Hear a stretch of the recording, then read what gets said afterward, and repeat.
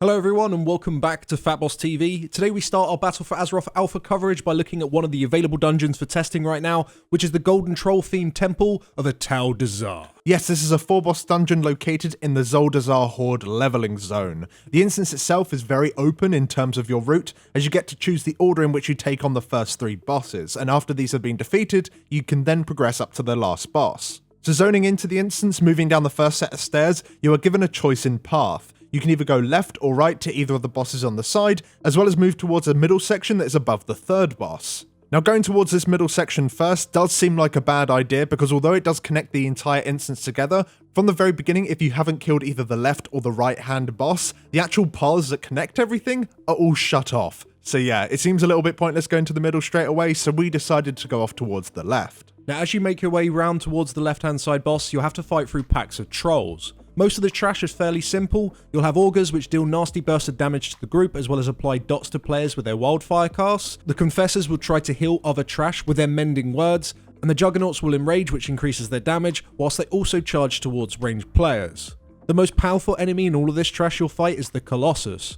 Although its only ability will cause it to channel a beam into a player which just deals a bit of ticking damage and slows them, it's mainly its passive which is dangerous. Each time a trash mob dies, the Colossus will gain 25% of its health back while also gaining a 25% damage increase, but this damage increase can be dispelled. So when pulling any trash while you have the Colossus within it, you need to make sure you kill him first, otherwise he's just going to keep healing himself. But once you've cleared most of that trash, you'll get to the area with the first boss, Priestess Alunza. After clearing out all of the random garbage that's around her, you can safely start the fight.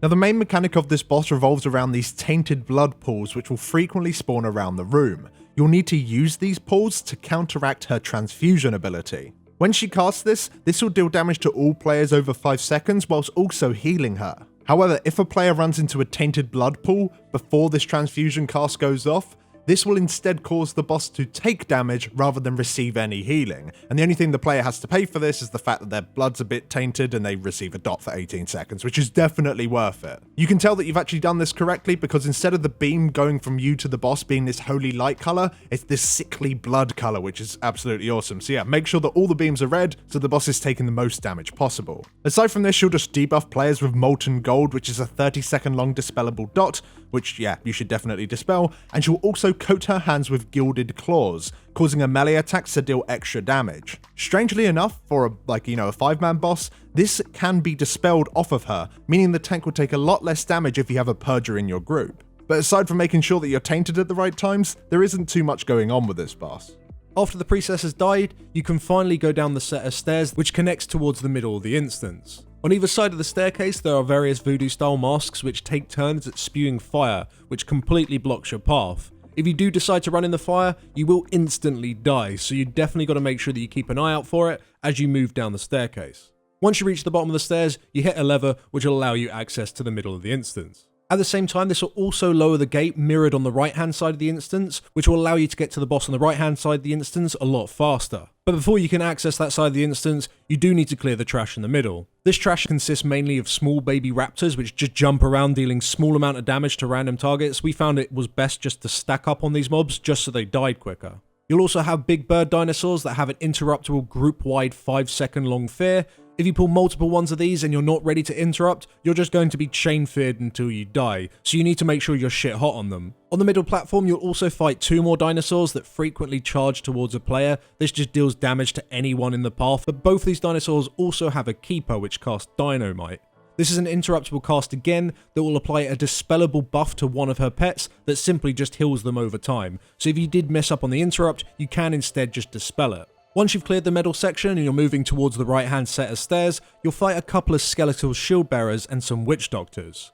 The shield bearers will cast a bubble which reduces the damage the mobs take by 90%. This right now isn't interruptible, and the mob is immune to most forms of CC while casting this. The only things that we found effective were stuns, so you just need to make sure that you're really good at landing them as soon as they start their cast. However, you can move mobs out of these bubbles and the effect will be negated. As for the witch doctors, they're kind of annoying. They constantly apply curse that polymorphs the player, and the really cool thing about this polymorph is that it also applies a targeting circle to you. When the debuff times out, you'll then bounce the debuff to any player that is still within your circle. So as soon as you receive the debuff, you need to make sure you move away from other people, or you decurse it off a player when they're near no one else.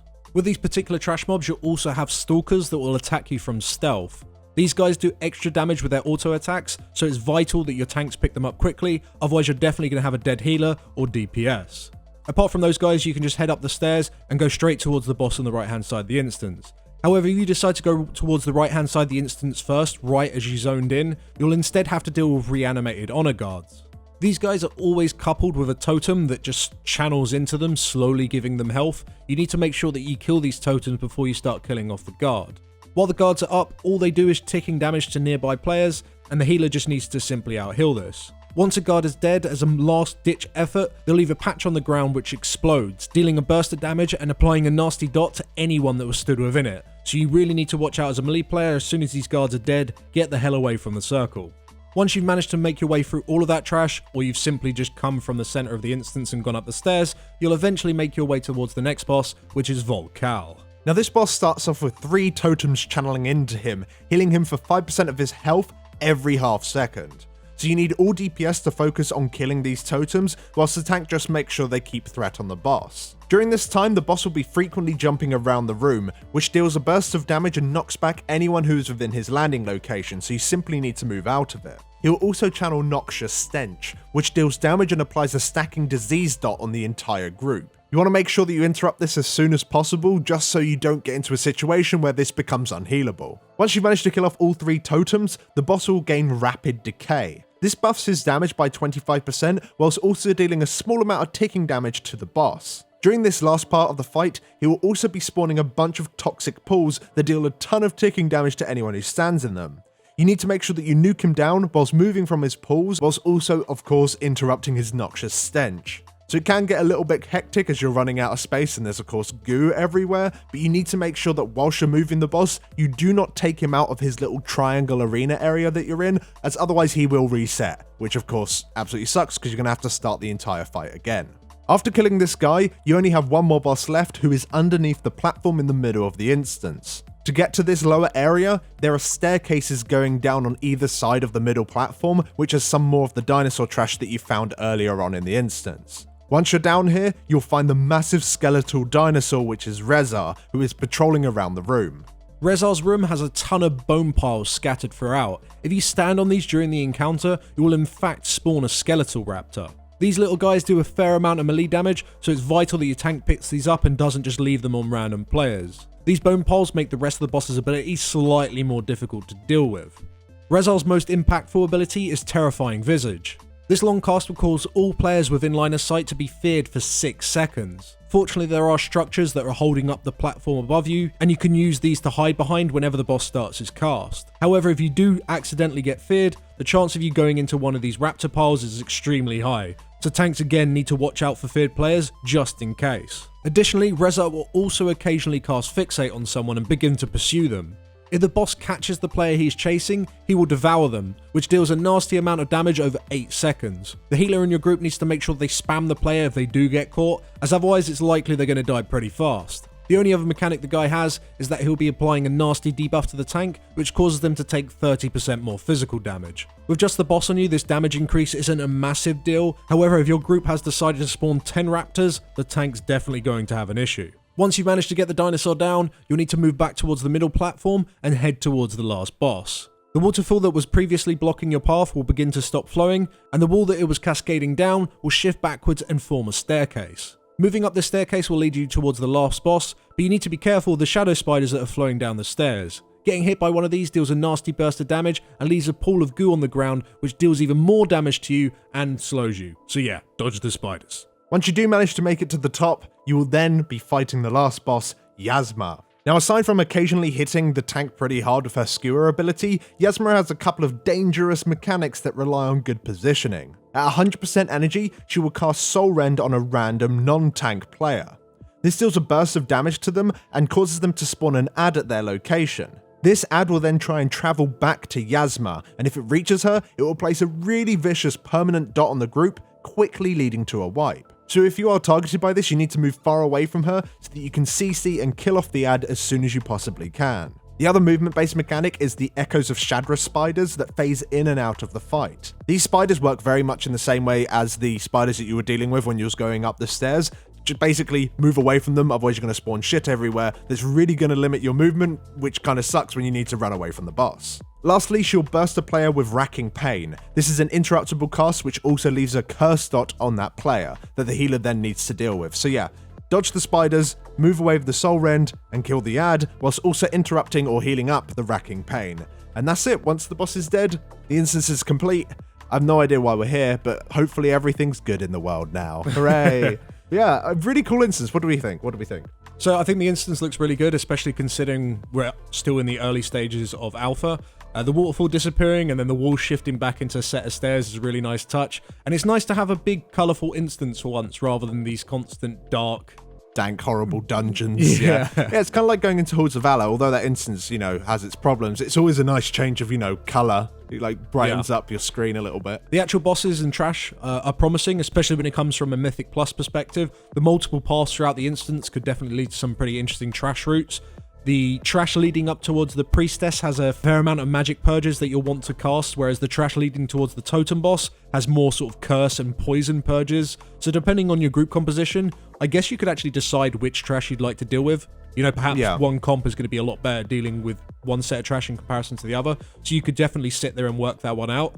And also, most of the trash's horrible abilities, the particularly nasty ones, can actually be easily dealt with good interrupts or CC. Which is definitely going to be nice to see on the fortified weeks. So no one-shots, hopefully. Talking of no one-shots, all the bosses look like they might actually scale really well with Tyrannical as well. There aren't really that many mechanics that just do X amount of damage to a single player or to the group. That isn't completely avoidable. Yeah. So like as an example, the last boss in the instance, she does do that fairly big burst of damage to the player and a fairly big burst of damage to the group. But both of these sources of damage are avoidable if you play well. You can either interrupt the cast, or you got to make sure that the ad doesn't reach the boss. So I kind of like that they're maybe keeping in mind you might be coming here on an 18 Tyrannical and absolutely shitting yourself, but you can get through it if you play well. The only concern I have with Tyrannical in this instance is definitely the boss on the far right-hand side of the instance. What, Totem Fella? Yeah, the amount of space you have to deal with the debuffs coming down from the sky. I think on a very high Tyrannical key, that's going to be extremely difficult. Or it might be a bit tough, yeah, you might have to start introducing strategies where you stack to try and encourage the stuff that's coming from the sky to be as stacked as possible. Yeah. However, that's going to be difficult in itself to do because not only are the puddles spawning randomly throughout the room, they choose players in a staggered fashion, so you'd almost have to be constantly moving. It's not like the last boss in the Seat of Triumvirate where, all the goo comes down at once. You have to move from the orbs all at once. It's like, no, you got like one orb here, one orb there, or like one toxic puddle here, one toxic puddle. Yeah, that might be difficult. It's definitely going to be interesting to see what sort of strats people come up with to try and counteract that toxic goo, because it doesn't look like it despawns. And if the boss has a shit ton of health, you're really going to struggle in that fight.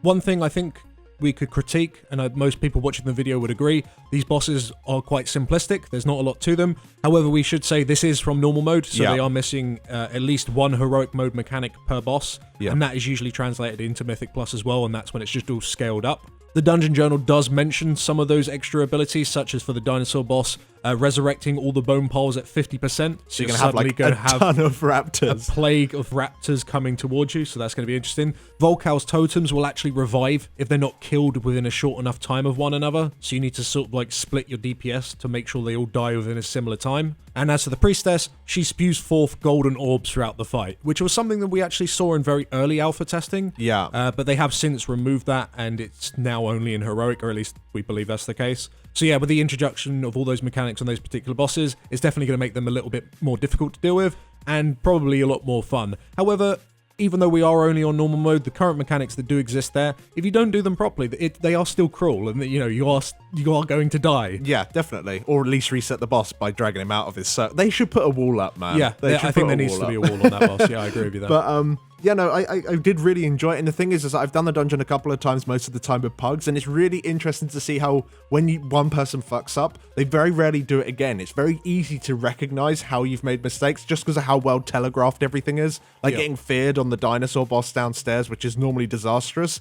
people rarely do it more than like once or twice, you know, and they're like, oh shit, okay, now I get it. So the fight is like, they're generally really well telegraphed, all of their attacks, and I'm super looking forward to seeing this place, as you said, when the heroic mechanics have been put in, and especially on Mythic Plus, because these different routes that you can do in this dungeon, I think are going to be really, really interesting, especially on super high keys. Definitely. Can't wait. But thank you very much for watching, guys. If you enjoyed this little dungeon preview, then do drop us down a like, subscribe for more, hit the bell icon so you know exactly when we're uploading.